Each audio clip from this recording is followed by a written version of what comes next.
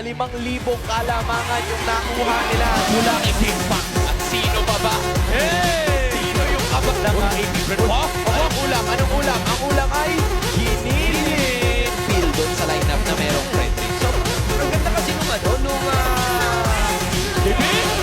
Nakakaramdam si Aqua at inabutan ang basic attack sa pinakaunang objective. Kung sakali na hindi nakuha ni Sanji yun, Brent, masaya yung liquid na walang nangyayari sa mapa. Napaganda na parang dito rin sa simulan nitong pagong NCGP.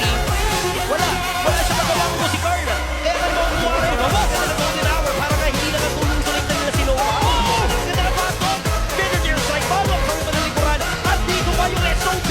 So right naman dyan, si Carl easy nasa vicinity pa rin. Golden atakas. Hindi naman siya talaga mabibigyan. Pero referee pa rin ang mga secure ni James pa. May penalty zone pa mula kay KLBJ. I won! Isa-isa lang! Paulit-ulit lang na ganun ang nangyayari ang lahat. Ganun nga talaga ang kapag mangyayari. Hindi pa binibitawan partida. Pero may SOB, sumakit from JP. Pero ngayon, maaaring may dahil siya be a blazing duel from Shito. Ang ganda ng kanyang play. Kaso nga sa akin, napakatin. At nagwawal PH. At si James Vance na lang.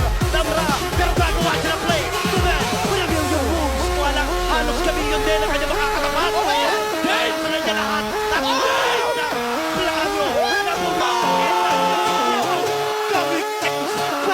Ang itong player na to. Pinersonal niya yung sinabi ng TLPA. Oh, James Van Sobra! Dagdag na naman!